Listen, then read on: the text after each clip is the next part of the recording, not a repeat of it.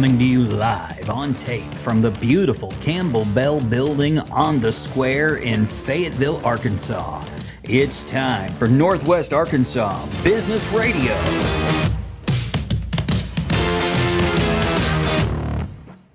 Good afternoon, ladies and gentlemen. My name is Adam Robison, and you have landed on another fantastic episode of Northwest Arkansas Business Radio, the place where the excellent people of Northwest Arkansas come and find other excellent people doing excellent things. We're so glad that you decided to join us here on this hot Friday afternoon here at Northwest Arkansas Business Radio. We're just trying to get through it just like you are. And the great thing is we have some good stories to tell to get you through this summertime heat. And I'm excited about the story that we're telling today. This is Miranda Smith. Miranda comes to us from Turpentine Creek. And if that place sounds familiar but maybe doesn't ring an immediate bell, then the tiger right there ought to give you a clue. This is our tiger big cat rescue and refuge here in Northwest Arkansas. And if I butchered that, Miranda, I'm sorry, but I've recently met Miranda as we found ourselves in similar locations, and so I thought this was a great opportunity to learn more about this valuable resource. So Miranda, welcome to Northwest Arkansas Business Radio. Thank you for having me. I really appreciate it. Man, I'm really excited. It's not every day you get to talk to the Tiger Queen. I guess that's what we need to call you, right? I mean, those of you who have spent any time on Netflix, I'm sure you watch the Tiger King specials and all that stuff. We're going to get into talking about some of that just a little bit later. But first, Miranda, tell us about yourself, who you are, and what you do with these big cats. Yeah, well, I'm Miranda Smith. I'm the hospitality coordinator at Turpentine Creek Wildlife Refuge. I'm also third generation at the refuge, so we've been in business now for over 31 years. 31 yeah, years. Yeah, Wow. We started in 1991. Okay. I was just a little baby, and so I really didn't have a choice to be a part of it, but I'm so glad that I was blessed to be able to be a part of it. You were kind of recruited into it, right? I mean, yeah. people say you don't get to pick your parents, especially when your parents raise lions, right? That's right. Save You're them not or something. lying. Right? Yeah. Okay, that was funny. You get credit for that one. So go ahead. I didn't mean to interrupt you. Yeah, so I've grown up at Turpentine Creek. I just thought it was completely normal to have big cats as pets, kind of. Yeah. So I was the girl that went to kindergarten asking all the other kids, how many lions and tigers do you have at home? Oh, my because I goodness. just thought I thought everyone did. You know, Sure. that's just how I was raised. Sure. So, but I've grown up and I went to school in Eureka Springs. I grew Okay. up there. We're located 7 miles south of beautiful historic Eureka Springs It's on the beautiful Pig there, Trail. isn't it? Gosh. Yeah, beautiful drive, not too far from Fayetteville and Rogers area, Yeah. about 45 to 50 Yeah. minutes. But I got my degree in Fayetteville at the University of Arkansas, Okay. hospitality management, and I've been running our lodging and planning our events and fundraisers. And now I have kind of put lodging to the side a little bit, and now I'm out promoting and networking Turpentine Creek because I am so passionate about it, and Yeah. I do want to continue my family's legacy. So my That's grandparents and mother started the refuge whenever I was just a baby. So new learning for me right there. I knew that you could go up and tour the place and interact from a distance with some of the animals.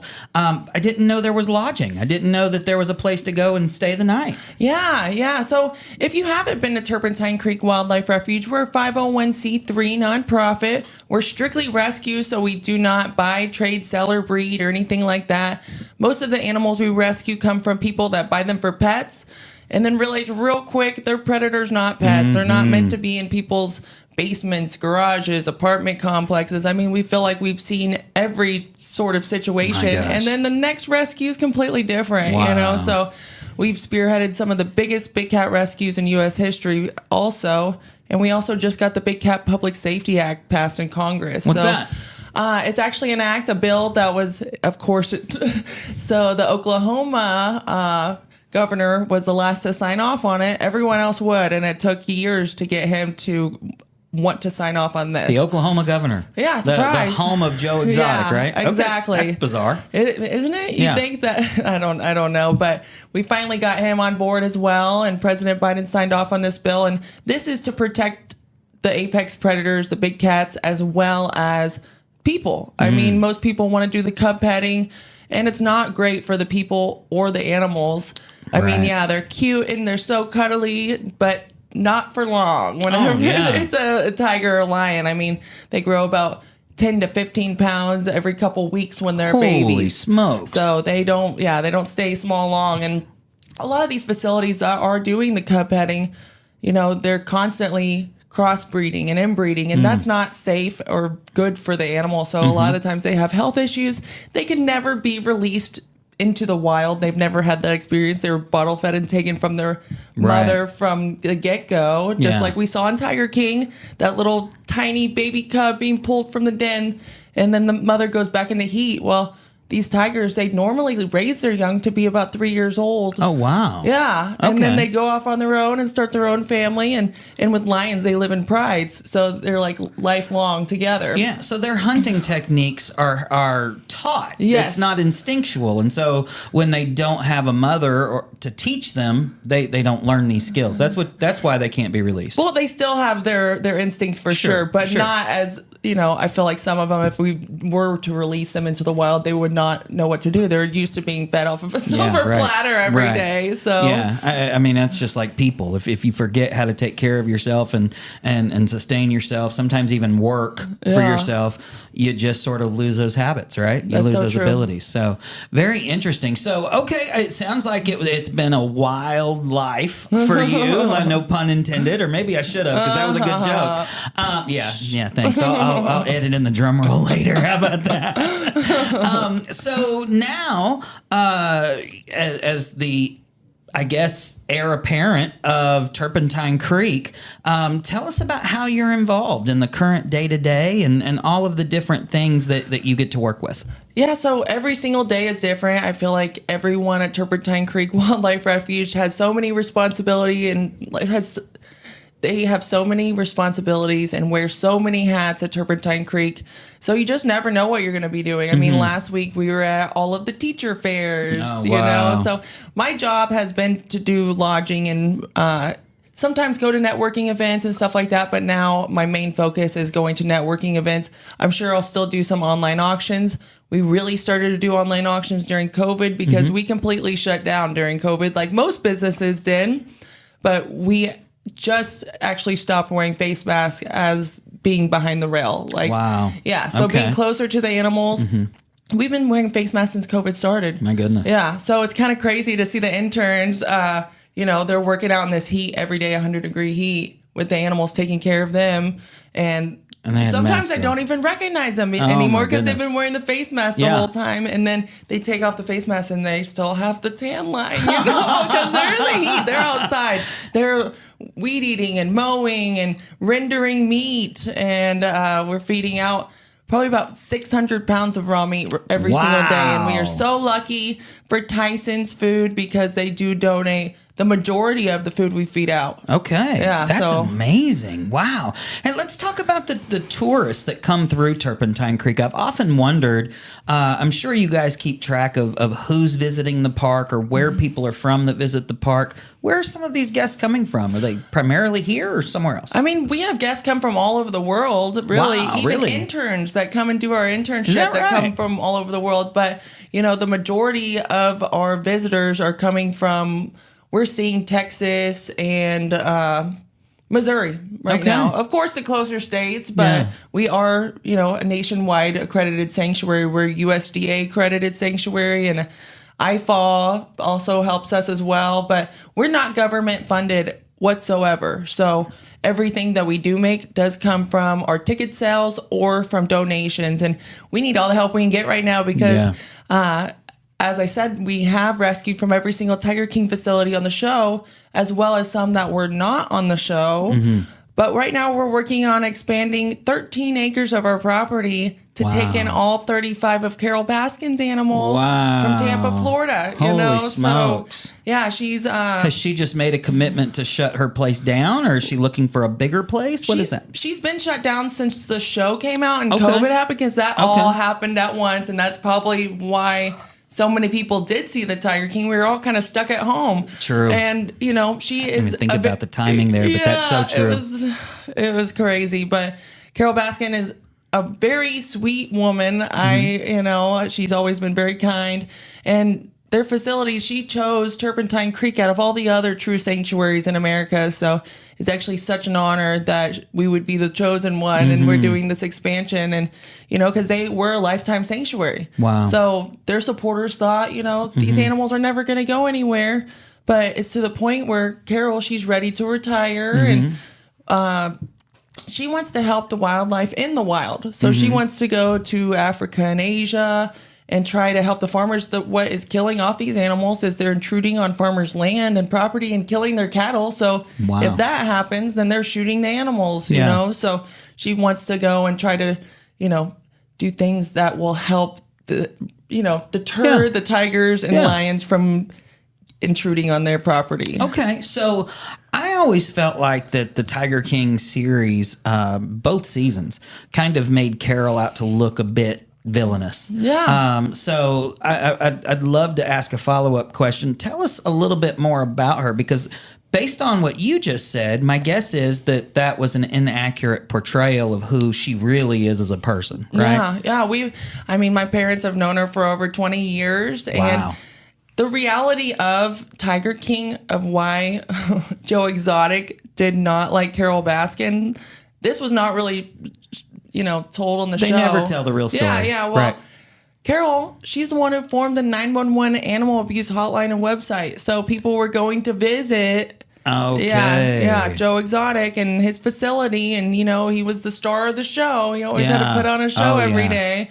Well, he was getting written up by his guests, and that's why he really hated her. And he came to her facility and did crazy things. He's been all over the place doing some crazy things. That makes so much sense, because that's really the piece that they didn't go into, was like what started that beef that he had with her. And so that's really interesting stuff. Let's talk about him for just a second, because my guess would be that if nothing else came out of the madness that was that TV show, it brought a little bit more eyes and ears onto the big cat rescue issue. Have you seen that? Has there been more attention?